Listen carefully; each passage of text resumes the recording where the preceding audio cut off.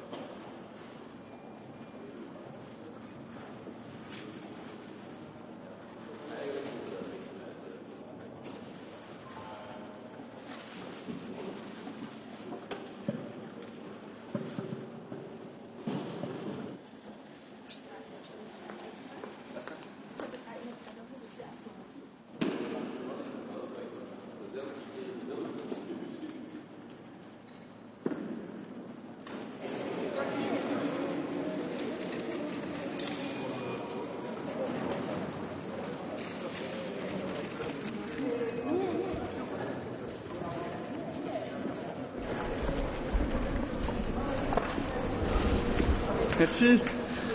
Bonjour. Première réunion, en fait, on va parler du budget. Alors beaucoup râlent, d'autres sont heureux, alors qu'on ne sait pas encore exactement ce qui est dedans. On sait les grandes lignes. On sait qu'il y a des nouvelles recettes qui doivent venir. On sait qu'il y a de nouvelles dépenses, il y a des réaménagements. Pour moi, ce qui est très important, c'est que, un, il soit moderne, deux, qu'il réponde aux exigences d'aujourd'hui.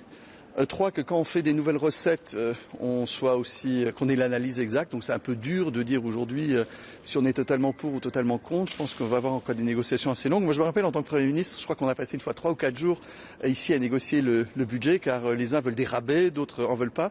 Si j'ai bien compris, c'est la fin des rabais aussi. Je pense que c'est juste aussi plus de justice. Il faut faire gaffe aussi au niveau de l'agriculture, il faut faire gaffe au niveau de l'agriculture de voir si, de pas donner l'impression aux agriculteurs qu'on les abandonne. Il y a des nouvelles priorités concernant la défense, bien sûr, mais je pense qu'il est encore trop tôt maintenant pour se fixer, mais un dossier qui demande plus d'approfondissement, plus d'échanges, et de pouvoir avoir un discours constructif et pragmatique surtout de la part de chacun. Car je connais l'Union européenne, tout le monde aimerait moins payer et plus recevoir, mais à un moment ça ne marche plus, surtout si on a aussi des engagements solidaires à respecter. Voilà. Bonne journée. Oui. Over the Spanish request on the language, what does Luxembourg think? So I have to be very honest. I understand that multilingualism is something I fully support. I don't know if there will be unanimity in the room or not. I come also from a country where we know what multilingualism is. I just said, and to be very transparent, that this week we had very difficult moments to agree on sanctions against Russia. We just got the information today that we were able to agree on sanctions, so it took days to agree on sanctions. That we are still not able to have decisions about Israel and to have a ceasefire in Palestine, but we agree on Galician, on Basque and on Catalans. If at the end of the day people say, where is going Europe? That's the thing. So I think the momentum is really not the right one if you're not able to agree on anything else. But I fully understand that for Spanish people and multilingualism and traditions are very important, but the momentum is really, really not the right one from my point of view. But I won't blog it. I told this also to the Spanish colleagues, but I just said, do you think it's the week where we are not able to show a lot of unity, to see that the only point we agree is... Voilà, no comment. Yes. Hello, how are you? I want to ask about something you mentioned. The sanctions on Russia, we heard that Slovakia is now ready to agree on that. Are you happy about this issue? Yes, because I was sitting next to Marek. You have to know that Marek Estok is just sitting next to the Netherlands, so Holland is separating Slovakia from Luxembourg. And I said that we know that usually Hungary is the troublemaker, and this time Slovakia was this time the difficult one. And how do you want to explain outside that we are not able to take sanctions against Russia, that the package is blocked by one member country? So I heard in the meeting that was on Tuesday that they needed a letter from Ursula von der Leyen to give guarantees. It's a pity that we are not able to agree on Tuesday, but it's this week. So that is what is important, to show that even if we have sometimes national pains, we have European solutions. Minister, just about Ladies first. Okay. Ladies first. Frage auf Deutsch, wenn Sie Ja. haben für den Nachbarn österreichischen Rundfunk. 2 Billionen, der Vorschlag des EU-Budgets, ist das den Herausforderungen angemessen oder zu groß? Also ich glaube, dass wir selbstverständlich heutzutage, das Erste, was wir haben mal Schulden. Man soll nicht vergessen, dass wir sowieso anfangen, indem wir jetzt nach der Covid-Periode auch Schulden aufgemacht haben. Und es ist auch, um zukunftsgerecht zu sein, schon wichtig, dass wir gemeinsam eine Lösung finden. Nicht, dass in 10 oder 15 Jahren überhaupt das EU-Haushalt anfängt, indem es nur Schulden zurückzubezahlen hat. Das heißt, es ist schon ambitiös, und wir sehen ja auch, dass die Herausforderungen riesig sind. Wir sehen es bei der Verteidigung, wir sehen es aber auch bei der Industrie, wir sehen es bei der Energieproduktion, wir sehen es bei der Forschung, und dass wir heutzutage, wenn ich zum Beispiel die AI sehe, wenn ich die Energie sehe, wenn ich die Verteidigung sehe, dass wir wirklich so hinten dran hüpfen, und dass es schon gut wäre, wenn wir in Sprint wären und nicht hinten in der, also nicht bei den Besten. Also deswegen, wir müssen schon ehrgeizig sein. Wären Sie bereit, mehr einzuzahlen? Ja, wir sind alle, also wenn Sie sagen, ich glaube, wir sind ein Bündnis. Es kann nicht sein, dass nur einer bezahlt oder einer, weil sonst bekommen wir auch, wenn nur einer bezahlt oder 2, dann bekommen wir Ärger auch national, dass die Leute sagen, wieso wir?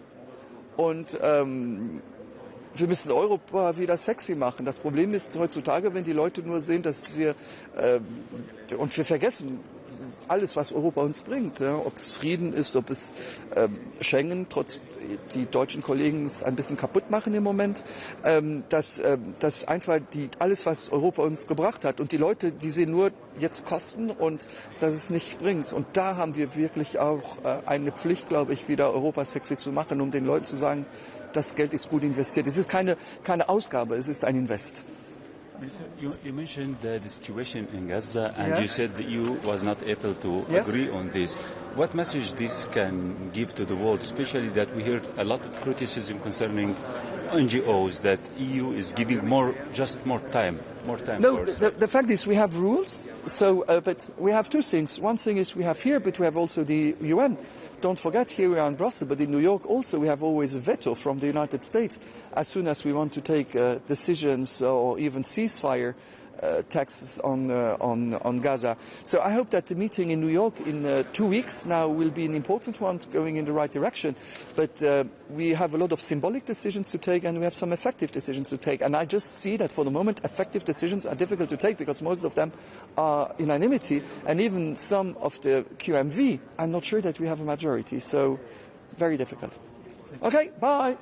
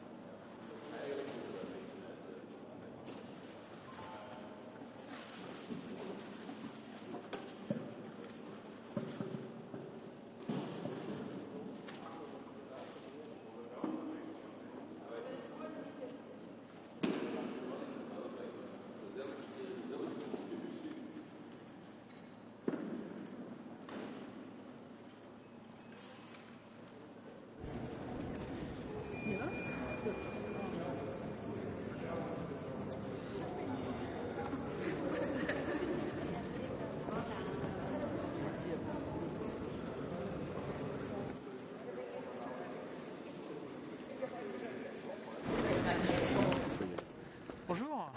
Bon, vous n'êtes pas en vacances. Bon, bonjour à tous et à toutes.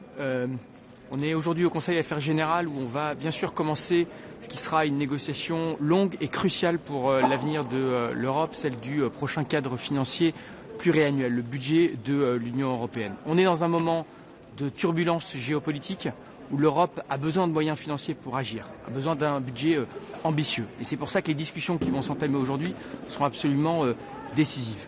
On a besoin d'un budget ambitieux pour pouvoir investir dans la compétitivité et l'innovation de l'Union européenne, dans notre défense et notre sécurité collective, dans la souveraineté alimentaire des Européens, se donner des moyens d'agir dans ce moment crucial. Dans cette négociation, la France aura plusieurs points de vigilance absolue. Le premier, bien sûr, c'est la souveraineté alimentaire de l'Europe et donc le revenu de nos agriculteurs. Et je veux le dire très clairement, nous nous battrons pour chaque centime de la politique agricole commune. Pour donner de la visibilité aux revenus de nos agriculteurs, pour leur donner les moyens d'investir, pour aider les jeunes agriculteurs à s'installer et donc le renouvellement des générations. C'est absolument crucial pour que notre continent ne dépende pas des autres pour se nourrir. Bien sûr, nous soutiendrons l'investissement dans la compétitivité et l'innovation de notre continent, puisque on voit aujourd'hui avec le rôle des réseaux sociaux, de l'intelligence artificielle, demain du quantique, l'importance absolue, là aussi, d'investir dans l'autonomie stratégique, dans la souveraineté des Européens, en soutenant nos entrepreneurs, nos start-up, nos innovateurs, en continuant à simplifier nos règles et à unifier, approfondir le marché unique européen. La défense et la sécurité, vous le savez, ça a toujours été une priorité de la France, avec un accent particulier à la préférence européenne. Je vois que la préférence européenne est inscrite dans les premiers textes qui ont été transmis par la Commission européenne. Là aussi, c'est absolument fondamental pour avoir une industrie de défense européenne autonome, pour garder la maîtrise du savoir-faire technologique, la maîtrise de l'usage des exportations, et là aussi pour réduire nos dépendances, alors qu'on voit la guerre d'agression de la Russie contre l'Ukraine à nos portes, et puis plus fondamentalement la menace que la Russie fait peser sur toutes nos démocraties. La cohésion de nos territoires, bien sûr, sera au cœur des discussions, avec une attention particulière au rôle de nos régions et de nos régions ultra-périphériques, de nos territoires ultramarins, qui doivent être pleinement inclus là aussi dans cette politique de convergence européenne. Je vais dire peut-être un mot de la gouvernance. Bien sûr, on va beaucoup parler de la façon dont ce nouveau budget va fonctionner, et bien sûr, l'Union européenne a besoin d'agilité, de flexibilité, de modernisation de son budget pour pouvoir répondre aux crises et pour pouvoir agir. Nous serons vigilants à l'équilibre institutionnel et au respect là de l'équilibre entre la Commission et les États membres dans la façon dont fonctionne ce budget. Et bien sûr, le diable sera dans les détails dans cette conversation. Et peut-être un dernier mot en ce qui concerne le CFP sur la nécessité absolue pour l'Union européenne de se doter de ressources propres. C'est une condition sine qua non pour pouvoir avancer dans l'élaboration de ce budget. Il y a des propositions qui ont été formulées, on regardera en détail, mais très clairement, la France, avec ses partenaires, là, portera bien sûr cette ambition pour l'Europe de se doter de ressources propres. C'est à la fois nécessaire pour ce budget et bien sûr pour le remboursement du grand emprunt Next Generation EU. Et je rappelle d'ailleurs que c'était une des conditions sur lesquelles les 27 étaient mis d'accord lors de l'élaboration du plan de relance face à la crise Covid. Je voudrais peut-être dire un mot, avant de répondre à vos questions, d'un autre sujet qui sera évoqué aujourd'hui, je le pense, qui est l'adoption du 18e paquet de sanctions contre la Russie, paquet extrêmement ambitieux qui vient frapper notamment le secteur énergétique de la Russie, qui continue à générer des ressources pour l'effort de guerre et l'agression de la Russie contre l'Ukraine. Rappelons les faits. Il y a déjà plusieurs mois, le président Zelensky, les Ukrainiens ont dit qu'ils étaient prêts à négocier, prêts à un cessez-le-feu pour se mettre autour de la table et négocier. Le seul aujourd'hui qui refuse la diplomatie, qui refuse la négociation, qui continue d'escalader sur le terrain avec ses bombardements et des demandes maximalistes sur ce conflit, c'est Vladimir Poutine, c'est la Russie. Et donc la seule façon de pouvoir mettre fin à cette guerre, de remettre les parties autour de la table des négociations et de créer les conditions d'une paix juste et durable en Europe, c'est d'accroître fondamentalement la pression sur la Russie, sur le plan militaire en continuant les livraisons d'armes à l'Ukraine qui se défend courageusement, et sur le plan économique avec les sanctions. Et ce 18e paquet de sanctions est une avancée majeure. Il y a eu un effort diplomatique considérable qui a été fait par la France avec ses partenaires pour son adoption, et nous continuerons, encore une fois, tant qu'il faudra, continuer de soutenir les Ukrainiens face à cette guerre d'agression, parce que c'est la sécurité de tous les Européens qui est en jeu. Ministre, j'ai une question. L'agence Françoise Razier. Sur l'agenda, vous n'avez pas parlé. Il y a une demande espagnole sur les langues régionales. Est-ce que la France est prête à prendre une décision aujourd'hui? Est-ce que vous avez déjà reçu les informations que vous demandez au niveau juridique, pratique, économique, que je pense que vous avez besoin de prendre cette décision? Je sais que c'est un sujet qui est très important pour nos amis espagnols et j'ai déjà eu l'occasion d'en parler à plusieurs reprises avec mon homologue.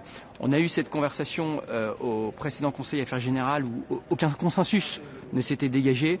Moi, je souhaite qu'on puisse continuer à travailler avec les Espagnols pour trouver des solutions constructives pour avancer sur le plan budgétaire, sur le plan juridique. Encore une fois, je suis très respectueux de l'importance que ça représente pour eux. Et donc, la France est engagée à pouvoir travailler avec les Espagnols et tous nos partenaires pour avancer et trouver des solutions dans le consensus sur ce sujet. Ministre, pour le budget, il y a des pays qui sont contre, qui disent non, pas plus d'argent.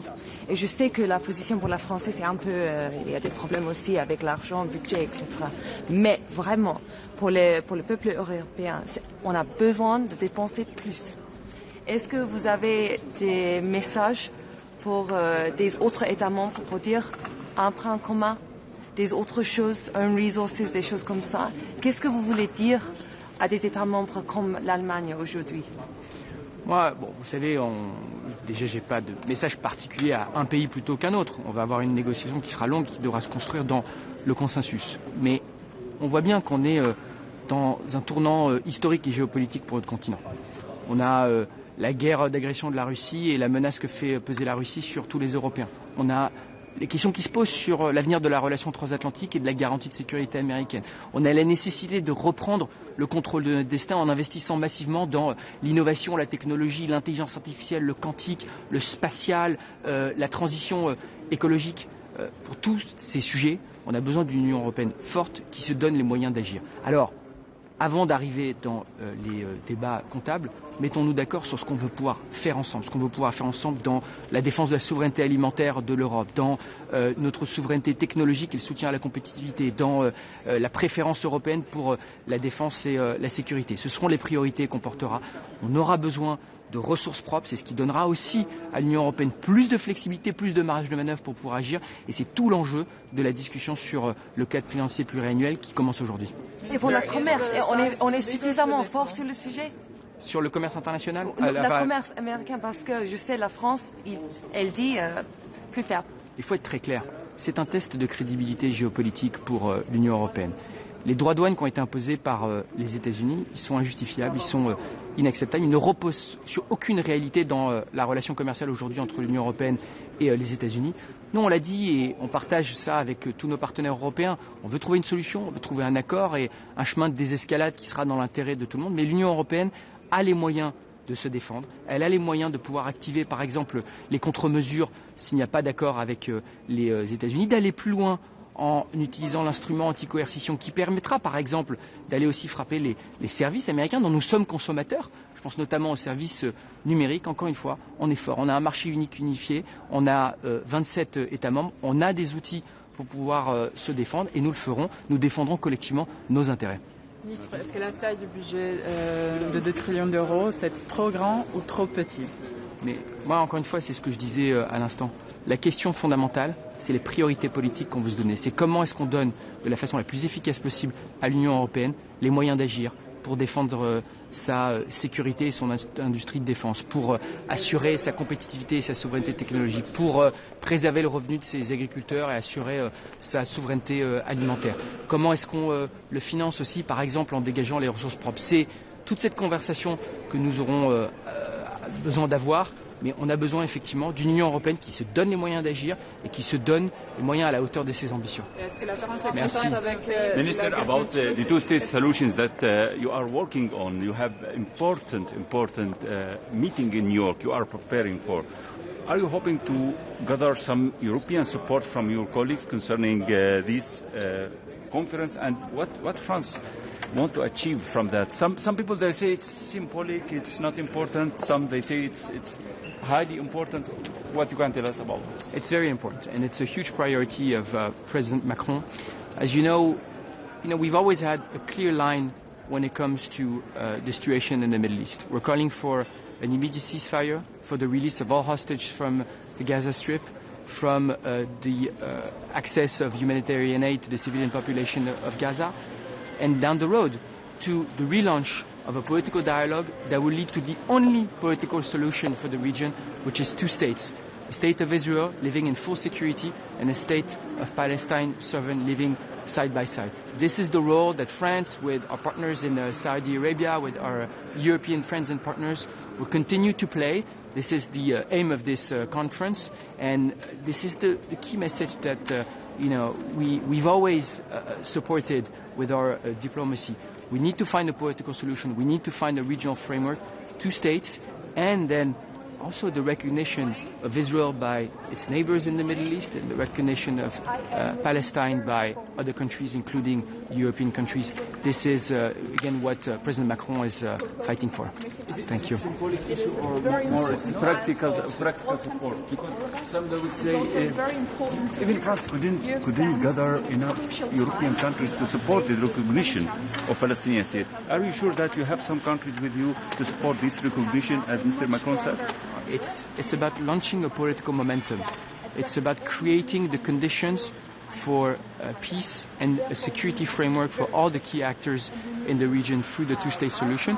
But it's also very practical because, as you know, France, for the last since the beginning of this tragedy, has been also very involved in the humanitarian support for the civilian population of Gaza, in finding also the path to a ceasefire both in Gaza but also in the rest of the region. I'm thinking especially in Lebanon, and this is the role that we will continue to play. Thank you.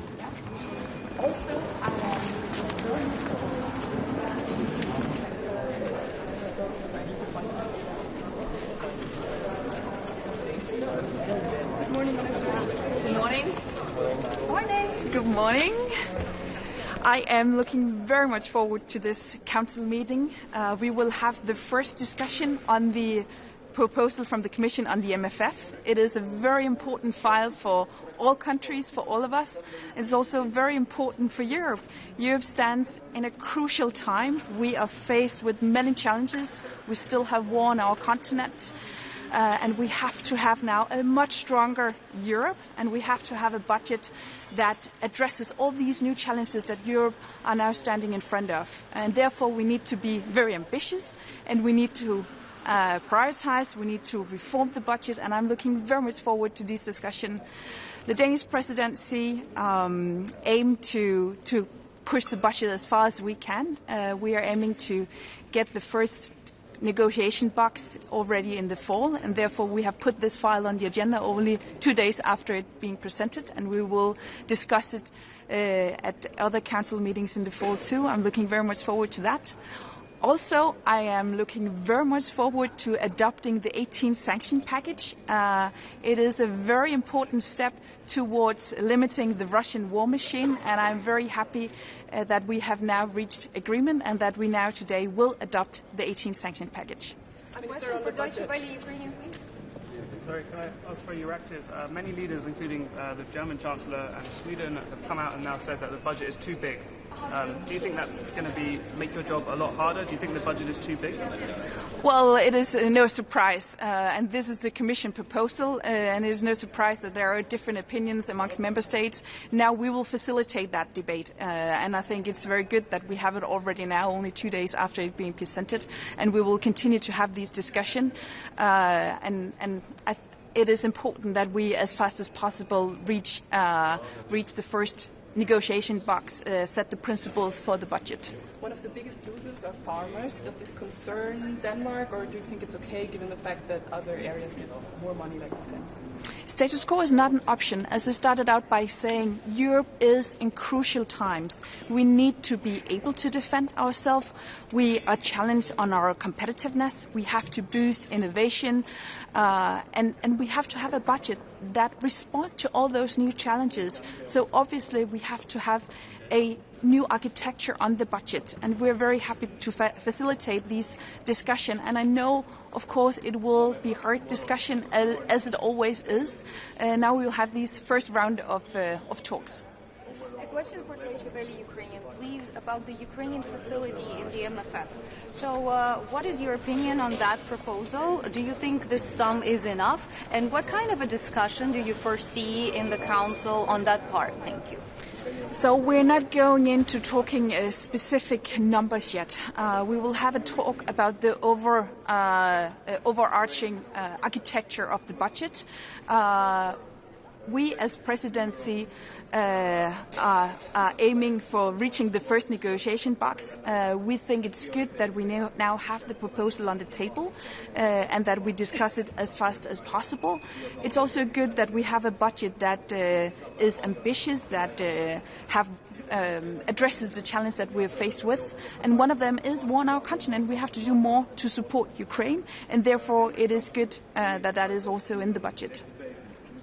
How you managed to get agreement on 80s package sanction, because discussion was very, very long, and do you expect that other country of G7 support this oil price cap? So it looks like we will reach agreement and we will reach consensus on the 18 sanction package today. It is a very important step in order to weaken the Russian war machine, to put a stronger gap on the Russian oil prices, and also to limiting the shadow fleet. And I'm very happy that it looks like that we will now today reach consensus on the 18 sanction package and adopt the 18 sanction package. How do you see today's debate on the Spanish languages? Do you think there will be a vote? So Spain wishes to put the Spanish language case on the agenda again, and as presidency we will facilitate that debate. I do know that there are many concerns addressed from member states. It goes both to budgetary issues, legally issues, and of course we need to find answers to those questions. I do not foresee a vote today. How did you manage to get Slovakia on side to back this 18 sanctions package? How did you manage to get Slovakia on side? They had been holding things up. I cannot go into detail with that. The only thing I can say is that we're very happy to see that we managed to succeed consensus on the 18 sanction package. It is very important. Okay, thank you very much. Thank you.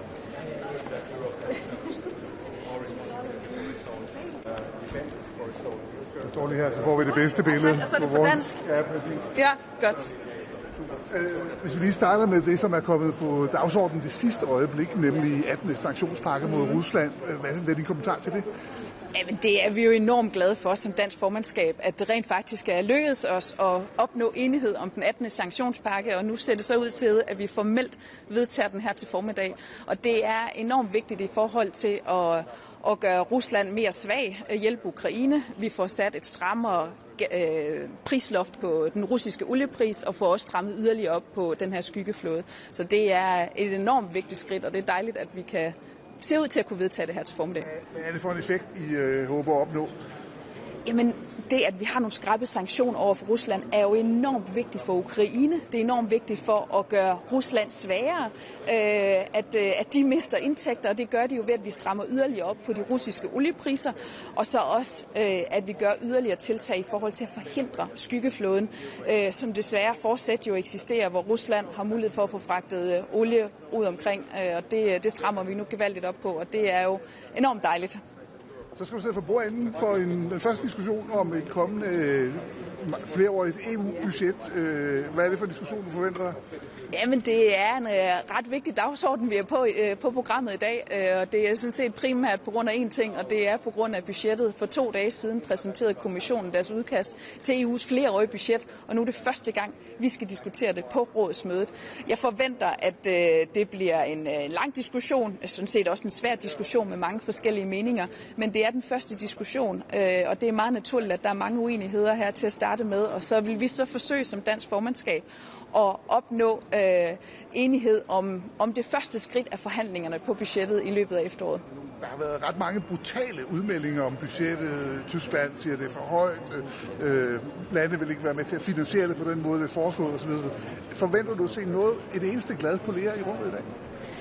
Jamen, det er helt naturligt, at der er uenigheder om sådan et budget. Det vil der altid være. Der vil altid være forskellige prioriteter. Det, der er anderledes den her gang her, det er, at selve arkitekturen på budgettet er fundamentalt anderledes. Altså, vi skal have et andet budget. Vi bliver nødt til at have et budget, der i højere grad adresserer de udfordringer, som Europa står over for nu. Og det er altså, at vi ikke kan forsvare os selv, og at vi har udfordringer med vores konkurrenceevne. Og det har kommissionen forsøgt at adressere i det her forslag til budgettet, og det ser jeg meget frem til at diskutere med kollegaerne. Hvordan har Danmark det med det største EU-budget nogensinde? Jamen, som vi tidligere har sagt, så går vi ind i de her diskussioner med et åbent sind. Vi bliver nødt til at have et åbent sind i forhold til at diskutere, hvordan det er, vi løser Europas udfordringer. Vi står altså i en tid, hvor Europa er udfordret. Vi er udfordret på vores sikkerhed. Vi kan ikke forsvare os selv. Vi er udfordret på vores konkurrenceevne. Vi har et innovationsskab med Kina og med USA. Vi bliver nødt til at have et stærkere Europa, og derfor bliver vi også nødt til at have et stærkere budget. Det er klart, det er ikke regeringspolitik, at budgettet skal stige. Vi vil først og fremmest se på, hvordan vi kan prioritere budgettet bedre. Men det er vigtigt, at vi får et langt stærkere Europa, og derfor skal budgettet også kunne levere mere. Så derfor udelukker ikke noget? Vi udelukker ikke noget på forhånd, som vi også tidligere har sagt. Vi bliver nødt til at gå ind i de her diskussioner med åbne øjne. Tak.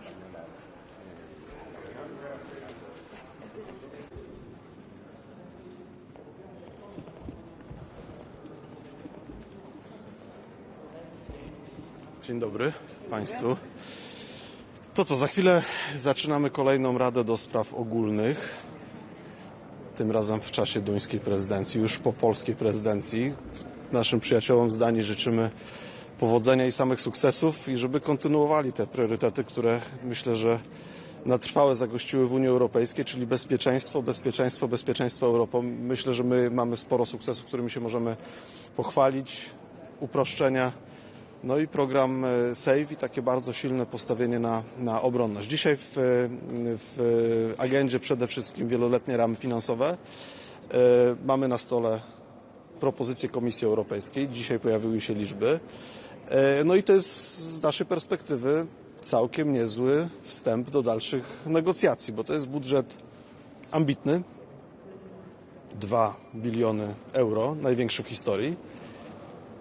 I dzisiaj już to wiemy na pewno i to już nie są żadne spekulacje. Polska będzie największym beneficjentem tego budżetu, bo dzisiaj rano Komisja Europejska przedstawiła alokacje i to zdecydowanie widać na liczbach. Polska będzie największym beneficjentem, bo to są ponad 123 miliardy euro.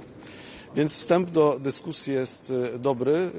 Priorytety też z naszego punktu widzenia ważne, no bo pierwszy raz tak mocno akcentujemy bezpieczeństwo i obronność, ale też to, co zawsze było z punktu widzenia polskiego ważne, czyli polityka spójności i wspólna polityka rolna są bardzo wysoko zaakcentowane, no i też inwestycje w innowacje, także jest jeszcze parę rzeczy, które będziemy chcieli podkręcić w czasie negocjacji. Te negocjacje się teraz zaczynają. Dzisiaj pierwsza dyskusja na Radzie do Spraw Ogólnych, ale wstęp do dyskusji jest całkiem niezły i myślę, że na początek to dla komisarza, który się zajmuje budżetem, pana Piotra Serafina, tutaj się należą podziękowania. Z nowych informacji też co będzie dzisiaj, może już nie dyskutowane, ale przyjęte na Radzie do Spraw Ogólnych, to jest 18. pakiet sankcji.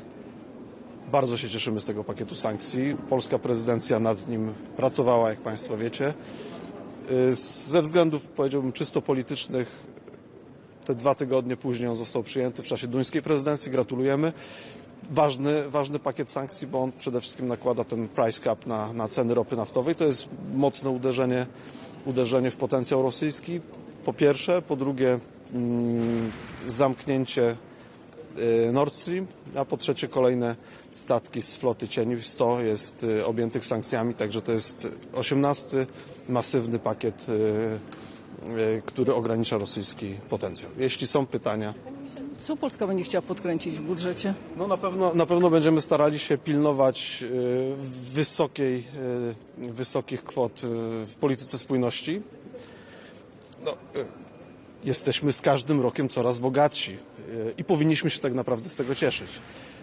Ale tymi takimi twardą postawą cały czas jesteśmy głównym beneficjentem i całkiem sporo, szczególnie te regiony, które gonią, będą otrzymywać te kwoty. To jest po pierwsze. A po drugie, to jest wspólna polityka rolna. Rolnicy i wspólna polityka rolna będzie zawsze w centrum naszego zainteresowania, bo to chodzi o bezpieczeństwo żywnościowe, takie, powiedziałbym, bezpieczeństwo twarde, to żeby w Europie nigdy nie zabrakło dostępnej i taniej żywności, dostępnej dla konsumentów, a po drugie, żeby ona była dobrej jakości. Żeby była dobrej jakości, no to muszą być na tych granicach zewnętrznych dość wyśrubowane normy. No i dlatego nasi rolnicy, europejscy rolnicy muszą mieć to odpowiednie wsparcie. Minister, will the oil price cap work without the buy-in from Washington as part of the sanctions package? I think it works, for sure. And this is something that is extremely difficult for the Russian side. And if we connect it together with the gas pipeline, Nord Stream, I think it's painful for Russians. One question for Deutsche Welle Ukrainian, please, about the Ukraine facility in the new MFF. How do you... You know, we know this proposal from the morning when we are talking about numbers, so we will discuss it, but for sure Ukraine will be supported by the European Union. Najważniejszy element tego pakietu to jest właśnie to obniżenie limitu cenowego. To nie było takie oczywiste. Gdyby tego nie było, to by ten pakiet był słabszy? No na pewno byłby słabszy, bo potencjał rosyjski przede wszystkim ich potencjał ekonomiczny wynika z dość prymitywnej jednak gospodarki, która jest oparta tylko i wyłącznie na eksporcie praktycznie nieprzetworzonych kopalin.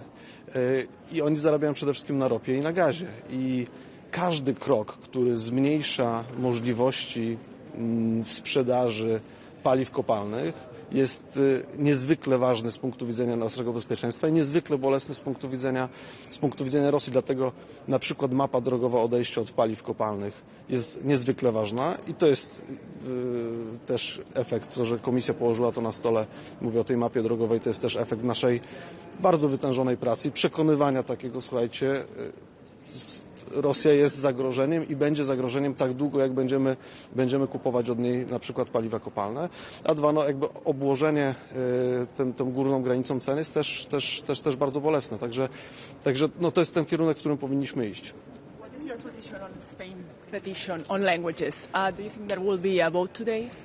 There will be discussion today about that, but you know, there are many concerns about this issue among the member states, and I think there are some legal concerns, and I think the member state needs some more time, so I don't think there will be any decision today. Poland needs more time? I think most of member states need some more time because there are concerns, especially legal concerns about that. Jak przygotowania do rekonstrukcji rządu? Zaawansowane. Pan premier rozmawia, pracuje nad tym. No, gdyby nie przesunięcie tego terminu, to już byśmy byli po ogłoszeniu w tym tygodniu i ta rozmowa byłaby już po ogłoszeniu, no ale ogłoszenie będzie w przyszłym tygodniu w czasie posiedzenia Sejmu. Wiemy dokładnie kiedy? Wiemy, że odbędzie się to w przyszłym tygodniu w czasie posiedzenia Sejmu. Posiedzenie Sejmu, jak wiemy, trwa od wtorku do piątku. Okej, bardzo serdecznie. Vocal on the idea of having these single national and regional plans and on merging agriculture and cohesion. You've had 2 days to digest and look at the proposal. Do you think that the safeguards for the CAP and for cohesion are enough for Poland? You know, this is very interesting proposal from the Commission. I think this is ambitious budget. But we still need some discussion about it, especially in terms of cohesion and common agriculture policy, which, as you perfectly know, are priorities for Poland. Thank you very much.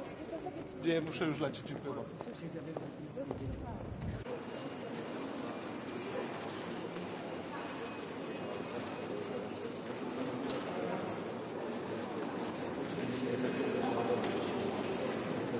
Hola, muy buenos días. Tenemos hoy la primera reunión del Consejo de Asuntos Generales de la presidencia danesa con 2 puntos principales, los 2 de gran importancia para España en la agenda. La propuesta española de reconocimiento de las lenguas oficiales españolas en la Unión, enmendando el régimen lingüístico de la Unión Europea. Y la propuesta que acaba de presentar la Comisión el miércoles pasado sobre el marco financiero plurianual, que será la primera vez que el Consejo pueda discutirla. Hay también dos otros asuntos presentados por Dinamarca en cómo van a gestionar durante la presidencia los expedientes vinculados a la simplificación, y también un otro punto diverso presentado por Alemania sobre la necesidad de abordar con solidaridad los asuntos que requieren unanimidad, como es el caso de las sanciones, y hoy celebramos que el 18º paquete de sanciones contra Rusia por su agresión brutal contra Ucrania va a ser adoptado por unanimidad. Empiezo, si me permitís, empiezo por las lenguas. Como sabéis, hace 2 años el ministro Álvarez trasladó a sus colegas una propuesta para que se reconozcan el catalán, el euskera y el gallego en la Unión Europea, y durante estos 2 años hemos trabajado con todos los Estados miembros. Esta es una prioridad para España, una prioridad que España no va a abandonar. Está íntimamente vinculada a la identidad nacional plurilingüe de España, que de acuerdo con los tratados simple y llanamente debe ser respetada. Además, consideramos que esta propuesta no tiene ningún impacto negativo para ningún otro Estado miembro, por lo tanto, consideramos que debe ser posible aprobarlo a la brevedad. Por eso hemos mantenido este dossier en la agenda durante los 2 últimos años. Agradecemos a todas las presidencias que nos han ayudado a ello, incluida ahora la danesa, con que ponga este punto formalmente en la agenda para un debate con la posibilidad de solicitar un voto. Y, como sabéis, después de la última discusión del 27 de mayo, hemos circulado ya hace un mes un memorando con información adicional sobre todos los aspectos que se suscitaron, y consideramos que todos los aspectos que se suscitaron han sido abordados. Se trata ahora de conseguir los objetivos de esta propuesta, que no son otros que acercar las instituciones y la Unión Europea a 20 millones de europeos que tienen 2 lenguas oficiales y que residen en España, y evitar que estos 20 millones de personas europeos sean discriminados frente a otros europeos que residen en otros Estados miembros que también tienen más de una lengua oficial. En segundo lugar, vamos a tratar el marco financiero plurianual, donde hemos valorado la presentación de la propuesta de la Comisión hace solo 2 días, por lo tanto la estamos analizando todavía, pero nos sorprenderá que, como el presidente del Gobierno ha dicho en reiteradas ocasiones, el nivel de desafíos, el contexto geopolítico y geoeconómico actual requiere una respuesta de la Unión realmente ambiciosa. Por eso valoramos positivamente algunos de los elementos de la propuesta, como los incrementos presupuestarios en materia de ciencia, de innovación, de desarrollo tecnológico, también en el área de acción exterior, pero sin embargo consideramos que en términos globales la propuesta no está a la altura de los desafíos, de los retos que la Unión Europea tiene en esta materia. Valoramos también positivamente, lo ha dicho el presidente del Gobierno en numerosas ocasiones, que la seguridad y la defensa sea tratada como un bien público europeo que requiere una respuesta sólida de la Unión, pero esto no debe ser a expensas de otros bienes públicos europeos, como es la triple transición verde, digital y social, la política de cohesión y otras áreas importantes del presupuesto que van a requerir atención. Sin duda, España va a prestar mucha atención a la política de cohesión, a la política social de la Unión Europea. La estrategia de hoy es confrontar con las delegaciones que todavía tienen dudas. ¿Quieren que realmente expliquen cuáles son esas dudas? Si entienden que ustedes ya lo han hecho todo, hoy a la llegada muchos ministros están expresando sus dudas. ¿Qué más se puede hacer para convencerles? Bueno, yo creo que lo que va hoy, después de esta discusión, estoy seguro que estaremos, ya lo estábamos el 27 de mayo, más cerca aún que nunca de la aprobación próxima de la propuesta española, porque no vemos ninguna otra alternativa. No se trata de confrontar, se trata de dialogar. Los tratados son muy claros. Los tratados dicen que la identidad nacional de los Estados miembros, en este caso la identidad nacional plurilingüe, nuestro sistema constitucional, debe ser respetado. No hay duda a ese respecto. Los tratados también son muy claros, que el régimen lingüístico de la Unión se acuerda por unanimidad mediante un reglamento del Consejo. Ni más ni menos. Está claro que no hace falta una revisión de los tratados.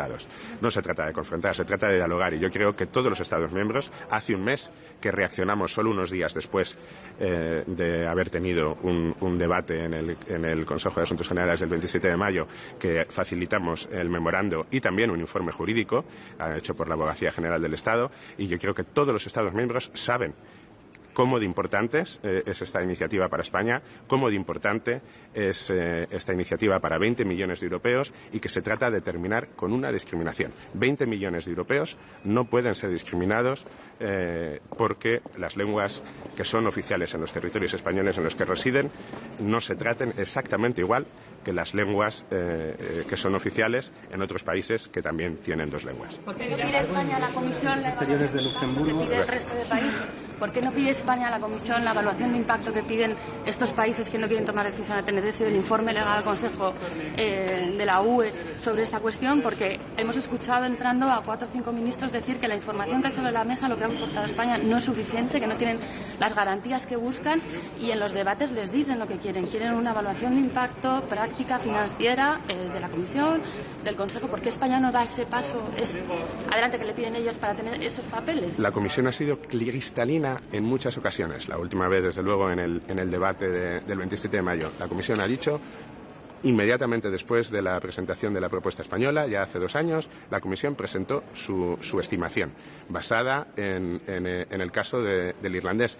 Y la Comisión estará, cito textualmente a la Comisión, pero preguntadles a ellos, la Comisión estará preparada para presentar otro tipo de análisis más actualizados cuando la propuesta se haya adoptado. Yo creo que este diálogo, pero vamos, invito a cualquier Estado miembro, lo que no puede ser es secuestrar o retrasar los debates innecesariamente. Si hay cualquier Estado miembro que necesite cualquier otra cuestión de la Comisión o del Consejo, que lo pidan. Y espero que lo tengamos listo inminentemente, porque nosotros hablamos con la Comisión y la Comisión nos dice que han hecho todo lo que pueden hacer. Y además es que este debate sobre el tema presupuestario, nosotros estamos a favor de que pueda haber la mayor claridad y la transparencia. Creo que la inmensa mayoría de los Estados miembros tienen claros todos los argumentos y así nos lo reconocen. Pero desde el momento que España ha reafirmado que está dispuesta a cubrir todos los costes, ¿cuáles son las dudas? ¿Cuál es la implicación de que la Comisión estime que es 1 euro más o 1 euro menos? España está dispuesta a cubrir los costes. Ha incluso mejorado y fortalecido la propuesta legislativa para que sea en el articulado donde se dice que España cubrirá todos los costes directos e indirectos, y este es el lenguaje que habíamos incluido en todos los acuerdos administrativos que ya desde hace 20 años están permitiendo que los representantes españoles hablen catalán, euskera y gallego aquí en el Consejo, en el Comité de las Regiones y desde el junio pasado en el Comité Económico y Social. No hay dudas, funciona perfectamente, se pueden cubrir los costes, lo llevamos 20 años haciendo. Estamos preparados para que los Estados miembros que necesiten más información, si es la Comisión y el Consejo quienes la tienen que emitir, que la pidan, que se emita, que esté lista cuanto antes, y si es España, desde luego nosotros ya hemos resuelto todas las dudas que nos han planteado. Si hay dudas nuevas, que las planteen. Hace un mes que mandamos el memorándum y en ese envío volvíamos a recordar que estamos dispuestos a abordar cualquier duda o cuestión que se plantee y estamos dispuestos a hacerlo de manera inmediata para que esta propuesta se pueda adoptar de manera inmediata. ¿Pedirán que se someta a votación hoy? Nos gustaría que hoy quedase claro, de hecho estamos convencidos que quedará claro que se han abordado todas las dudas y si es así, es que no haría falta ni una votación ni hace falta que sea en un Consejo de Asuntos Generales. En el momento que se constate la unanimidad, en cualquier reunión del Consejo se puede tratar como un punto sin discusión, como hoy vamos a aprobar por unanimidad las sanciones contra Rusia. Muchas gracias. Una última. Sí. Que es una propuesta que no tiene ningún impacto para el resto de países. Pero ¿cómo explica que 4 o 5 ministros a la llegada hayan dicho que tienen dudas legales, financieras? ¿Algún impacto tendrá? Estamos convencidos de que no tiene ningún impacto. Pregúntaselo a ellos, pero estamos convencidos de que no tiene ningún impacto, como tampoco lo tuvo hace 20 años ya reconocer el irlandés, como tampoco lo tuvo que cualquier otro Estado miembro que tiene más de 2 lenguas oficiales las tenga reconocidas. Quizá hay otros motivos que explican sus posiciones, pero desde luego no es la falta de información, no es la falta de explicaciones y no hay ningún argumento, ni económico, ni en términos legales, ni en términos de precedentes, que pueda justificar retrasar esta iniciativa ni un minuto más. Muchas gracias. ¿Con motivos políticos? Preguntárselo a ellos. Gracias. Pero es que el ministro luxemburgués...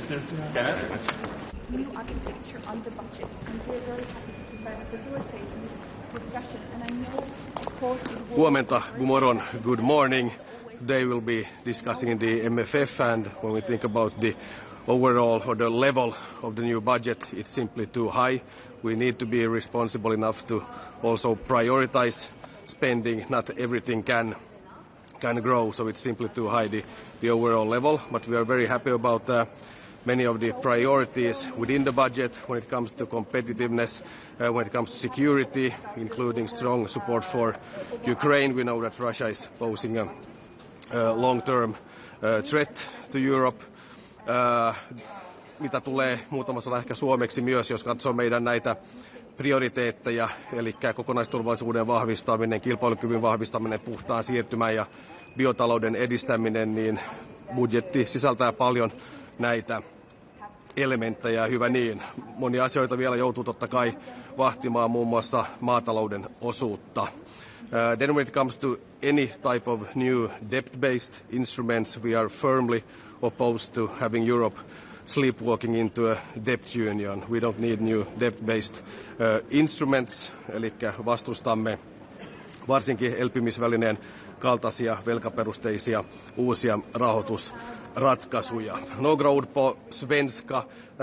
Budgeten innehåller mycket gott när det kommer till att stärka konkurrenskraften, till att stärka säkerheten i Europa, och vi förstås lobbar och jobbar utgående från Finlands nationella ståndpunkter, men det är samtidigt viktigt att komma ihåg att ett starkt Europa också gynnar Finland. Många av våra viktigaste exportmarknader för våra bolag finns inom Europa, och därför är det viktigt att man satsar på innovationer, på teknologi, på den rena gröna omställningen, och att man också ser till att energisystemen bland annat inom Europa förnyas. Thank you. Minister, how you can gather the two issues? You are against the debt, but defending Ukraine, supporting Ukraine.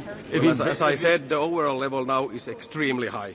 It's rising a lot, so we need to push that down, and that then we don't need, to the same extent, any new instruments or own resources, etc. About the American issue, like Mr. Trump is pushing Europe to finance totally the arms for Ukraine. Do you think Europe can do this role? Can they and fill the gap of the American financial? I think it's good that Europe takes more responsibility for its own defense, for its own future, and that we are now strengthening the European pillar within NATO. And I'm sure that we will still have a strong also transatlantic relationship, and US will be a strong part of that. Minister, a question on the Spanish language. Has Spain addressed your concerns expressed in May? Do you see any step forward? Finland is always open to discuss in a constructive manner, but we don't see that there has been enough when it comes to the legal services. I think there are still some issues to remain solved. Minister, you said that the budget is too big, but as a share of GNI, excluding the NG repayments, it's increasing from 1.12 to 1.15. Does that mean that you favored actually having a smaller budget? Well, now the proposal is going up from 1,200 to 2,000. So if that's an enormous amount, I think that you should always be able to prioritize spending. There is also always things that you can do in a better way, that you can do in new ways. And the most important thing is that we get growth back to Europe, that we will become technology leaders, that we can be better in many fields than the US, than China. That will strengthen Europe as a whole. The budget is, of course, in a way a technical exercise. The most important thing is what we do with the money. Do we focus on the right things? Competitiveness, security, clean transition, etc. Focusing too much on agricultural cohesion. Would you support cutting agricultural funding? For Finland, agriculture is extremely important. That we need to make sure that you can be an active farmer also in the more northern areas. Then what would you support cutting from the proposal? There are lots of things that can be looked on, and we will come back to that. Thanks.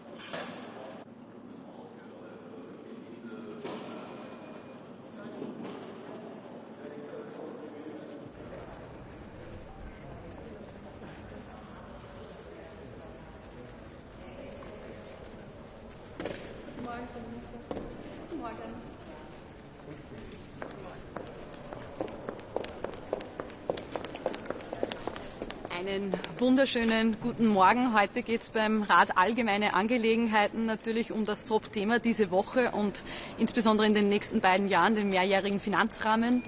Die Kommission hat vorgestern den Entwurf präsentiert und lassen Sie mich mit den positiven Dingen auch beginnen. Ich finde es begrüßenswert, dass durchaus auch moderne Ansätze in der Struktur wiederzufinden sind. Wenn wir zum Beispiel von der eigenen zweiten Rubrik sprechen, wo es um Wettbewerbsfähigkeit, wo es um Wohlstand und Sicherheit auch geht. Aber insgesamt ist dieser Vorschlag des mehrjährigen Finanzrahmens sehr, sehr weit von unserer österreichischen Position entfernt, sehr, sehr weit von der österreichischen Zustimmung entfernt. Wir haben eingangs gefordert einen sorgsamen und klugen Umgang mit dem Steuergeld der Europäerinnen und Europäer. Und dieser Entwurf ist weder sorgsam noch klug. Vielleicht ein paar Punkte dazu. Erstens finden wir aus österreichischer Perspektive das Volumen des EU-Budgets übertrieben hoch. Es ist ein außerordentlich hohes Budget hier auch vorangeschlagen und wir sind aus österreichischer Perspektive nicht bereit, hier unseren Beitrag auch zu erhöhen, gerade in Zeiten, wo wir mit einer nationalen Haushaltskonsolidierung wie auch manche andere EU-Mitgliedstaaten konfrontiert sind, wo an allen Ecken und Enden gespart werden muss, muss sich das auch auf europäischer Ebene widerspiegeln. Der zweite Punkt, wir sind als Nettozahler, der wir in Österreich sind, durchaus bereit, auch für Weiterentwicklungen in Europa zu investieren. Das Ganze muss aber immer auf der Basis von Solidarität und Fairness passieren. Das heißt, dass wir natürlich auch in unserer Positionierung speziell Weiterentwicklungen bei diesen Fonds einfordern, bei denen wir auch Rückflüsse nach Österreich garantieren können. Und da ist insbesondere die zweite Säule der GAP-Mittel, der gemeinsamen Agrarpolitik, sehr wichtig für uns in Österreich. Hier passieren Rückflüsse, enorme Rückflüsse nach Österreich und die sind für unsere Familienbetriebe, für die kleinstrukturierte Landwirtschaft, die wir in Österreich haben, dringend notwendig. Und ein dritter Punkt als Erinnerung. Wir setzen uns dafür ein, dass es keine neuen Schulden geben darf auf europäischer Ebene. Diese wären nur eine Verlagerung auf Lasten der nächsten Generationen und die soll es hiermit auch nicht geben. Also zusammengefasst wird unser Motto sein, so sparsam wie möglich beim mehrjährigen Finanzrahmen vorzugehen. Und wenn auf EU-Ebene Einsparungen bei uns national eingefordert werden, dann muss man das auch auf europäischer Ebene respektieren und widerspiegeln. Und wir werden uns hier konstruktiv beteiligen bei den Verhandlungen die nächsten Monate und Jahre und immer auch im Interesse der Steuerzahlerinnen und Steuerzahler, die zu einem großen Teil auch aus Österreich kommen. Sie haben die nationalen Beiträge angesprochen. Jetzt hat die Kommissionspräsidentin zugesagt, dass die nicht steigen werden und dass das ausgeglichen wird durch neue Eigenmittel. Ich höre daraus, Sie sind nicht so zuversichtlich, dass das so gut wird. Wir werden uns die neuen Eigenmittel, die Vorschläge, die hier für am Tisch liegen, genau ansehen. Was klar ist, ist, dass diese neuen Eigenmittel nicht zu einer zusätzlichen Belastung für die Bürgerinnen und Bürger und insbesondere für die Unternehmen führen dürfen. Das wäre das absolut falsche Signal in Zeiten wie diesen und deswegen sehen wir manche dieser Vorschläge, die wir, wie gesagt, jetzt im Detail auch durchgehen müssen und diskutieren müssen, sehr skeptisch. Zur Landwirtschaft, können Sie den österreichischen Bäuerinnen und Bauern zusagen, dass diese wegfallende zweite Säule durch den österreichischen nationalen Plan ausgeglichen wird? Wir stehen jetzt am Beginn der Verhandlungen zum mehrjährigen Finanzrahmen. Unsere österreichische Position als gesamte Bundesregierung ist klar, dass wir für einen eigenständigen GAP-Fonds sind, dass wir für ausreichende Dotierung in diesem Fonds auch sind, weil wir eine spezielle Voraussetzung haben mit sehr kleinstrukturierten Familienbetrieben in der Landwirtschaft. Und für diese werden wir uns auf europäischer Ebene einsetzen. Und ich hoffe, dass wir ein gutes Ergebnis binnen 2 Jahren hier auch erzielen können. You do not want more debt, you do not want new resources, you do not want an increased contribution from Austria and other net payers. But at the same time, if I understood correctly, you do not want to see the share of agriculture being reduced. So where are you going to find the cuts? Wir müssen uns auf europäischer Ebene auf die großen Fragen konzentrieren. Und hier muss man definitiv auch in der Struktur mancher Dinge nachdenken. Die großen Fragen sind für uns Asyl und Migration, Wettbewerbsfähigkeit in Zeiten wie diesen, wo weniger an Regulierung auch mehr ist und hier auch ein gewisses Einsparungspotenzial vorliegt. Und ein dritter wesentlicher Bereich, Sicherheit und Verteidigung. Und statt immer nur bei den Einnahmen nachzudenken, wie wir hier noch höher und besser werden können, muss man ausgabenseitig hier auch die Dinge gut beleuchten. Und ich glaube, es ist nachvollziehbar, dass jedes Land in der eigenen Positionierung hier auch darüber nachdenkt, wo passieren denn Rückflüsse, gerade aus Sicht eines Nettozahlers. Und die sind bei uns insbesondere im Bereich der Forschung und Entwicklung, aber auch in der Landwirtschaft zu sehen. Es gibt ja schon viele kritische Stimmen. Was erwarten Sie für die Verhandlungen? Wann rechnen Sie mit einem Abschluss? Wird es sehr schwer werden? Man geht davon aus, dass die Verhandlungen zum mehrjährigen Finanzrahmen gute 2 Jahre in Anspruch nehmen. Dann haben wir ein EU-Budget für 6 Jahre, 2028 beginnend. Es werden jetzt nach diesen ersten Verhandlungsaufschlägen, nach diesem ersten Austausch auch von Positionen der Mitgliedsländer sogenannte Verhandlungsboxen erstellt, wo dann im Detail die Dinge durchgegangen werden auf den unterschiedlichsten Ebenen. Wie gesagt, wir befinden uns am Beginn dieses Prozesses und die Positionen werden jetzt in diesen Minuten eben auch ausgetauscht im Rat und dann sehen wir weiter. Minister, a question on Spain. What is your position on today's debate on languages? Wir haben den Vorschlag heute wieder auf der Tagesordnung aus Spanien bezüglich der Amtssprachen. Aus unserer Sicht ist es hier sehr wichtig, dass wir die rechtlichen Bedenken des Legal Services des Rates ernst nehmen. Und diese Meinung des Legal Services ist nach wie vor unverändert. Das heißt, solange kein Vorschlag am Tisch liegt, wo die rechtlichen Bedenken, auch die finanziellen Bedenken restlos geklärt sind, kann man hier noch keine Zustimmung geben. Minister, noch einmal zum Dankeschön. Dankeschön.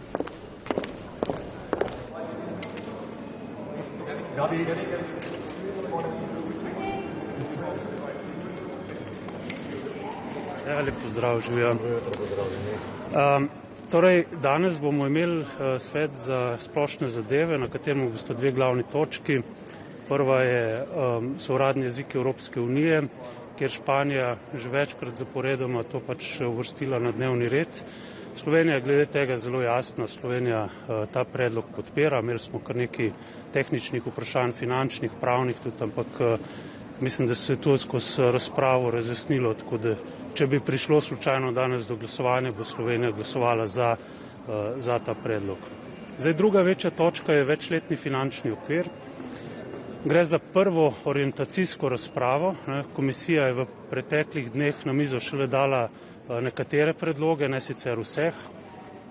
Včeraj smo šele videli tudi nekatere konkretne številke, ampak poudarjam predvsem to, da gre za eno dolgotrajno pogajanje od tukaj naprej, ki znajo trajati nekje do 2 let. Večletni finančni okvir, o katerem se pogajamo, bo veljal od leta 2028 dalje, tako da je časa še kar nekaj. Slovenija je načeloma zadovoljna z tem, kar je komisija dala na mizo. Vidimo to kot predlog, ki dopušča sicer še kar nekaj možnosti za pogajanja, gre v pravo smer, lahko bi bil bolj ambiciozen, ponuja nekako dobro ravnotežje med obstoječimi temi inštrumenti, kot sta kohezija pa kmetijska politika, po drugi strani pa odpira tudi možnost za nove prioritete, predvsem govorimo o konkurenčnosti in odpornosti.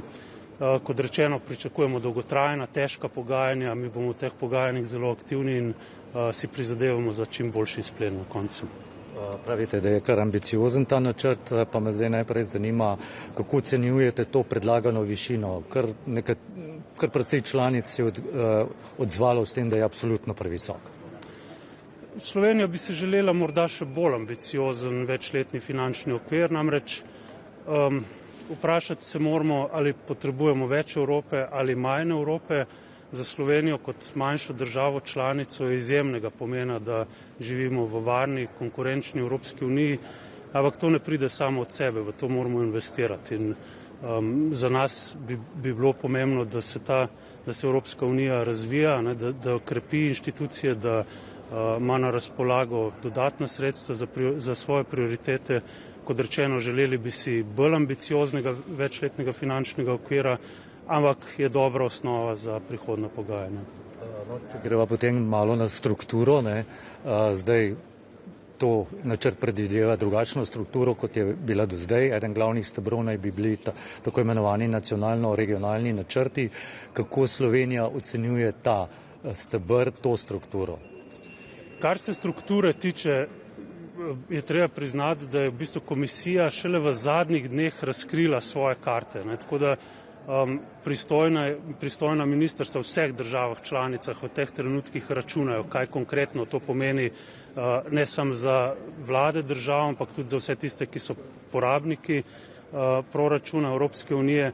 Tako da v tem trenutku v bistvu težko reči, ne, bo ta struktura pozitivno, zelo pozitivno vplivala ali bo imela kakšne pomanjkljivosti, ampak ko pa gledamo tako nasplošno, pa se zdi, da je vse skupaj bistveno lažje, ne, da se je iz veliko različnih inštrumentov nekako streamlinalo na način, da imamo zdaj manj inštrumentov, ki so bolj pregledni, bolj transparentni in za katere upamo, da bo za države članice potem tudi lažje, da jih bo uporabila na pravilen način. Če vas prav razumem, potem to nacionalno-regionalni načrt iz slovenskega stališča je prava ideja. Da, mislimo, da gre v pravo smer. Zaenkrat, kot rečeno, še nismo tam, da bi lahko vlada podala zelo jasna stališča o tem, ne, pač vse države članice v tem trenutku še delajo izračune, kaj to konkretno pomeni, ampak jaz mislim, da tako kot se nam zdi v tem trenutku, gre v pravo smer in bo to tudi za Slovenijo, za slovenske državljane najbrž v končni fazi potem boljša rešitev. Pravite, ne, vse države zdaj delajo prve izračune. Kakšni izračuni so na naši slovenski strani, kako nam kaže, kakšne so številke? Poglejte, Slovenija je ena izmed držav, ki se je v zadnjih 7 letih nadpovprečno razvila. Ne? Mi pred 7 leti, ko smo se pogajali o prejšnjem večletnem finančnem okviru, smo bili na približno 82% povprečja Evropske unije, danes smo na približno 90%. Ne? Tako da to je seveda treba upoštevati. Mi se prihajamo iz drugačnega izhodišča v ta pogajanja, kot smo prišli pred 7 leti. Ampak kot vse kaže, zaenkrat bo Slovenija uspela v veliki meri obdržati te tradicionalne inštrumente, kot je kohezija, kot je skupna kmetijska politika, po drugi strani pa bo dobila na razpolago nekatere inštrumente, ki jih do zdaj ni imela, predvsem govorimo o konkurenčnosti, o varnosti, odpornosti in prav pri teh inštrumentih, ki so pomembni za prihodnost Evropske unije, smo si tudi v dozdajšnjih neformalnih pogovorih uspeli izpogajati nekatere elemente, naprimer pri konkurenčnosti bojo sredstva, kot kaže, namenjena tudi malim in srednjim podjetjem, kar je za Slovenijo zelo velikega pomena. Ko govorimo o varnosti, bojo sredstva najverjetneje namenjena tudi dvojni rabi. Tako da v bistvu izhodišče, ki ga imamo zdaj, ni slabo, je dobro, ne? Ampak opozarjamo pa še enkrat na to. Gre za proces, ki bo naporen, težak, ki bo najverjetneje trajal tam nekje 2 leti in vprašanje, kaj od tega, kar je zdaj na mizi, bo na koncu sprejeto. Ne? Ampak če sklepamo po tem, kar je zdaj na mizi, nam kaže dobro. Kaj pa številke konkretne? Se je že pojavila številka 5,4 milijarde za Slovenijo, lahko kaj glede tega več? Ja, kot rečeno, glede številk je treba seveda upoštevati nadpovprečno razvitost Slovenije v zadnjih 7 letih. Ne. Pred 7 leti smo izhajali iz popolnoma drugačnega položaja kot sedaj, na približno 82% razvitosti Evropske unije, sedaj smo na približno 90%. In ko govorimo o številkah, vidimo, da kakšnih večjih rezov tukaj najverjetneje za Slovenijo ne bo. Ne bomo najbrž imeli na razpolago povsem istih sredstev kot pred 7 leti, ampak kot rečeno je pomembno za nas tudi, zakaj lahko uporabimo ta sredstva. Ne? In poleg tega, da jih bomo imeli za kohezijo, za kmetijstvo, jih bomo imeli tudi za nove prioritete, kot sta konkurenčnost in varnost. In to je pomembno. Marsikoga verjetno zanima predvsem kohezija in pa sredstva za kmetijstvo. Prva ocena, kako je tukaj glede Slovenije? Izhodišča so dobra, tako da tukaj naprej pa bomo probali pač seveda iztržiti čim več. Pa še zadnje vprašanje glede lastnih virov. Komisija želi neke nove lastne vire. Kako Slovenija gleda na to? Zdaj, če smo iskreni, je najbrž v tem procesu potrebno govoriti o lastnih virih. Ne? Zdaj, če želimo biti ambiciozni z novim večletnim okvirom. Komisija je dala na mizo kar nekaj idej, ne? Nekatere so bile že takoj od začetka zavrnjene z strani nekaterih večjih držav članic. Jaz bi želel poudariti, kaj je tukaj za Slovenijo pomembno. Za Slovenijo je pomembno, da ko bomo govorili o lastnih virih, se pravi, gre za nove vire financiranja, bo treba zelo konkretno zračunati, ne, kaj bo to neto pomenilo za nas in videti bomo mogli seveda zelo konkretne predloge strani komisije, da bomo to lahko storili. Ne branimo se te razprave, ne moramo pa v tem trenutku še reči, kateri izmed lastnih verov so tisti, ki bi prišli za nas upošteven, kateri ne. Slovenia took a unique step. It was spreading around for a long time here in the Council, which is taking actions against 2 Israeli ministers responsible for hate speech. Why you took this decision, and are you hoping that you can take or gather some countries around this position, especially that we remember that Mr. Borrell at that time was promoting this and Slovenia was supporter of this idea? Well, Slovenia was always supporting this discussion when it comes to European Union level, so also at the foreign ministers' councils we wanted to vote for such decisions. At the end, there was no majority, no decision at the Foreign Affairs Council, so we decided to take some of our own steps. We see, of course, the willingness of other member states. It's hard to say in this moment which countries and what kind of steps. But if European Union is not able to take unified decisions, then we think it's only right that member states do it. Thank you very much. Thank you. Hvala.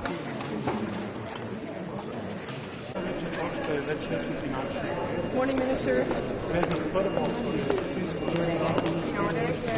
Jó reggelt! Első miniszteri szintű vitája lesz az MFF-nek. Mire volt elég ez a 2 nap? Mit lehet elérni ezen a mai napon? Egy icipicit közelebb jönne, mert eddig ér a kezem. Ez az egyik, és a másik kérdésem az lenne, hogy az első politikai nyilatkozatok után van-e már valamiféle gyors elemzés a javaslatról? A számok egy részét már ismerjük, a bizottsági előterjesztések egy része már elérhető a 7 éves költségvetéssel kapcsolatban. Az ördög természetesen a részletekben van, a munkatársak napi 24 órában azon dolgoznak, hogy megértsük a bizottsági javaslatnak minden egyes elemét. Az már most látszik, hogy ebben a formában a bizottsági javaslata elfogadhatatlan, nem csak Magyarország, hanem számos más tagállam számára is. Én azt gondolom, hogy néhány héten, hónapon belül ez az előterjesztés ebben a formájában kimúlik, és valamilyen új alapon kell majd a tárgyalásokat újra kezdeni az intézmények és a tagállamok között. A költségvetésnek, a javaslatnak egyértelműen 2 nyertese van, az egyik Ukrajna, a másik pedig maga a bizottság. A mi számításaink szerint közvetlen és közvetett módon az uniós költségvetésnek körülbelül 20%-a Ukrajnához kerülne. Ez azt jelenti, hogy minden 5. adófizető euró az Ukrajnában fog kikötni. A bizottság a másik nagy nyertes, egyrészt olyan hatalmi és költségvetési koncentrációt hajt végre, ami eddig az Európai Unió történetében precedens nélküli, másrészt pedig 2500 plusz álláshelyet kér magának. Ezek egy része nyilván arra fog menni, hogy az ukrán csatlakozási folyamatot tovább lehessen gyorsítani.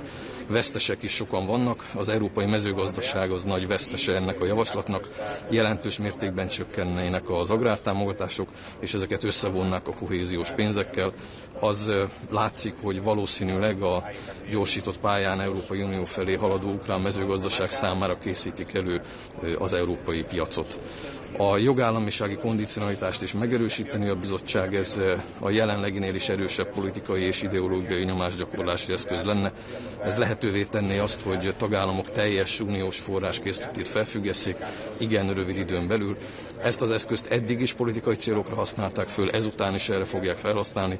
Nyilvánvalóan ez Magyarország számára elfogadhatatlan. Nem hiszem, hogy ez az előterjesztés lenne az, amelyik az Európai Unió versenyképességét és jövőjét megalapozná az elkövetkező 7 évre.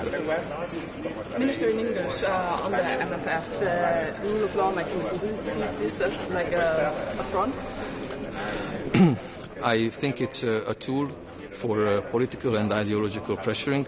In its current form, it was used for these purposes, and I think it would be used for those purposes also in the future. This tool has been strengthened and the scope has been expanded. Now it allows the Commission to suspend access to all EU funds for political and ideological purposes. Of course, this is something that is a non-starter for Hungary. We have indicated this to the Commission previously. I will say that today at the Council. To me, it's impossible to see how a 27 consensus could be reached on the MFF on this basis. In general, the 2 billion, is it too big or too little? Because Hungary has profited a lot from the EU budget in the past and your economy is not doing so well.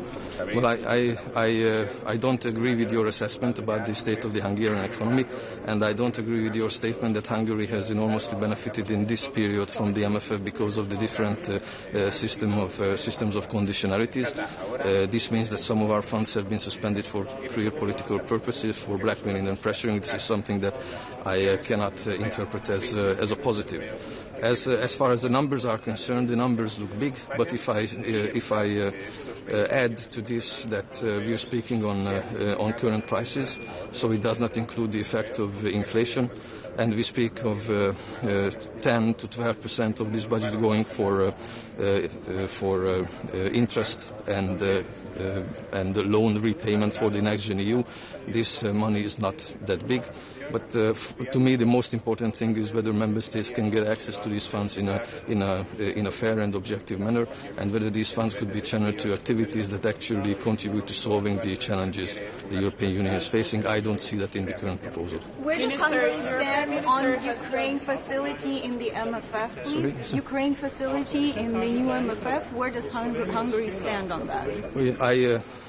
We did some preliminary analysis, and our assessment is that it is not only the Ukraine facility that Ukraine benefits from this proposal. Directly or indirectly, Ukraine will get around 20% of the EU budget for the seven-year period. That means every fifth euro in the budget, directly or indirectly, will end up in Ukraine. I don't think that this is sustainable. How did you come to this conclusion about every fifth euro? Well, in addition to the Ukraine facility, Ukraine will benefit from the European Peace Facility. Most of this European... I'm talking about the proposal. If you want to speak about the blocking, I would be happy to speak about that. Now we speak about the proposal. The European Peace Facility's amount has been almost doubled to 31 billion euros. Most of this will go to Ukraine. The MFF's allocation for European defence industry has been increased 5 times. One of the main proposals is to support Ukraine and the Ukrainian defence industry, so I expect a lot of this money going to Ukraine as well. Global Europe also allows Ukraine-related programs to be financed, and there is a possibility of establishing a further loan facility, which is basically an unlimited possibility within the perspectives of the headroom to finance Ukraine through loans. So if adding all this together and taking off the next Gen EU repayment part of the budget, this amounts to around 20% of the EU budget. Minister, your Prime Minister has said that the Commission should go back to the drawing board with the budget. Is that the message that you will deliver to your colleagues in the Commission today? Exactly. After ETS package was adopted, agreed, is it possible that negotiation on EU accession will be resumed for Ukraine? We don't see a connection between the sanctions packages and the accession process of Ukraine. The Hungarian position on Ukraine's accession process has not changed. Thank you very much.